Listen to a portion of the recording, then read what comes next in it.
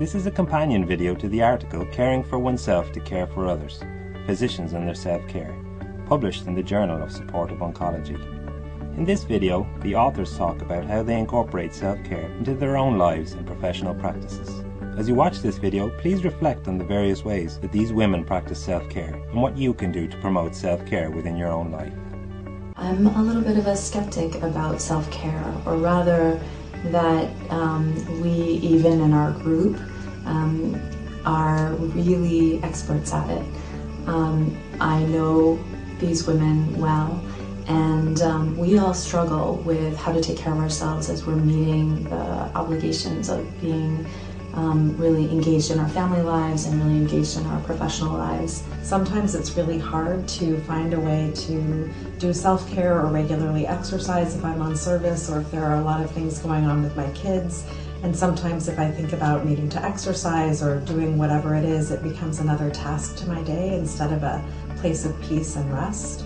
Another chore or another way I feel like I've not done everything I was supposed to do. I also think that the culture of medicine is one where self-care isn't embraced, which is perhaps why we chose to think about this and take on this project and really incorporate it into our lives. Some of the things that I do to practice self-care include traveling, exercise, spending time with my family, and I practice my spirituality, which is very important to me. Self-care for me comes in the form of choral singing. This involves a rehearsal once a week, as well as singing for the chapel worship service each Sunday morning. I like to decide that if I'm done on a Wednesday at 4 o'clock, that I'm done.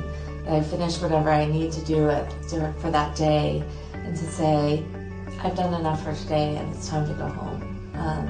And I try to encourage that in my fellows too. So if the fellow's done at 2:30 on a random Thursday, that they should go home and take care of themselves, because there's plenty of patients that will need them tomorrow. And not to feel guilty about that, because that's part of what we need to do in order to take care of ourselves. So self-care is always a bit of a personal adventure, adjusting and balancing various aspects and always reflecting. Something new that I've tried in the last 6 months, which is walking a labyrinth in my neighborhood. I've also been able to learn about it, and what I find is it's flexible.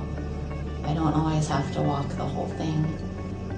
And for me, I think it becomes a ritual that's really renewing. The last thing I really focus on is finding pleasure in those things that I might, in a worse frame of mind, think of as a chore. So remembering that an opportunity to take my kids to their sports is really an opportunity to be with my kids and have fun with them at swimming or whatever they're doing. And taking the dog out to go to the bathroom is a chance to walk around my block and see my neighbors and enjoy the dog, and maybe my kids come with me. And so really trying to sort of reframe the tiny little spaces and margins in my day as ways I'm taking care of myself. I find that self-care is really important in our field because we deal with such suffering and sadness on a daily basis. So for me, self-care is finding the joy in all the daily activities that I take care of during the day. In particular, I have a 2-year-old son, and he is just a bundle of pure joy.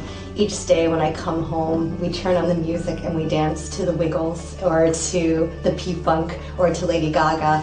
And I can tell you that watching him dance around and joining in with him and just experiencing the pure joy that is a toddler brings me to a centered place.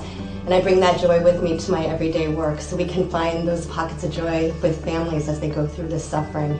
And it's been such a rewarding experience to be able to have that fullness to my life. So thank you for watching the testimonial of 7 of my friends and collaborators, and I hope that as you were listening to that, you're now having all kinds of wonderful ideas about how you might incorporate self-care into your practice. Just in case you're wondering what I do for self-care, a simple thing that I do is a ritual around preparing for dinner every day and then having dinner with the family. When we have dinner in our family, it doesn't matter how important whatever activities people have are. They could have all kinds of tests or deadlines or major things happening at work or school. We still will absolutely stop the clock to have dinner together. And during that dinner time, it's family time, and we are very careful about having that every single day. So that's just one small thing that seems to at least work for my family. So as you listen to all of us, my challenge to you is to think about what it is that you might want to do in terms of your self-care. How are you going to take care of yourself? And my strong recommendation is for you to do that today, or rather pick something that's low-hanging fruit that you can implement right away instead of waiting for something that is exquisite and planned out but you'll never be able to implement. So let's get started today then. Thank you for listening. Bye.